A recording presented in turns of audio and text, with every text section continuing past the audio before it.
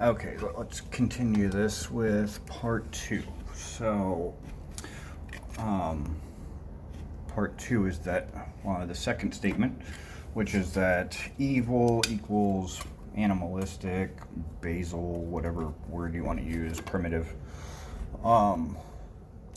So, then my next statement that I would like to make. So if we assume that my second statement is true,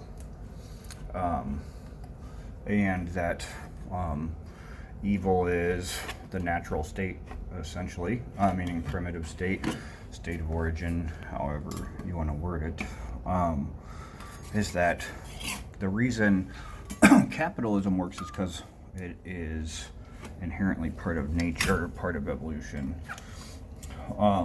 So by saying that, I mean that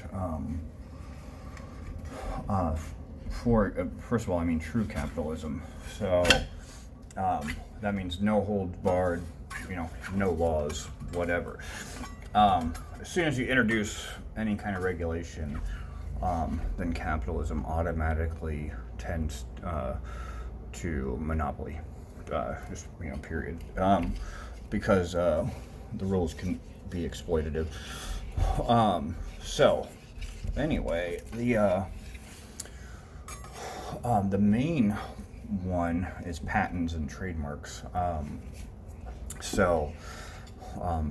The idea that you can own an idea, and therefore prevent other people from using that idea.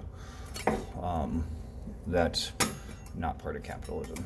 That's right away that moves into, monopoly, because now only certain people can make certain things. So anyway, I would say that from a behavioral ecology standpoint, that capitalism is the natural state, meaning that you can predict, for example, bumblebee behavior, which flowers they'll visit on order of the same plant based on their probable nutritional benefit.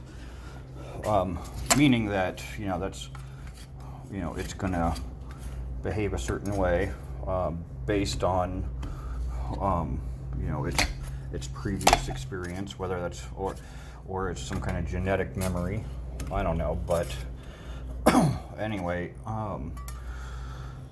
it's just a simple value judgment, which is inherently capitalistic. That's what capitalism is based on. You have the cost of making something, and then you have its value to the person that's going to buy it. So, and then the gap is the profit. Now I would argue that first let me back up. Let me say that, for example, in prison, a black market develops. In the drug war, a black market developed. They weren't creative. The markets create themselves. And that is a pure capitalist deal. Now, I would argue that because that is the more animalistic version, that yes, it always works, but shouldn't we strive to be better, or to move on, to evolve, to expand our knowledge, and to just be better at this whole thing we call life and understanding it? So, anyway, that is my train of thought for today. Let me know what you guys think. Till next time.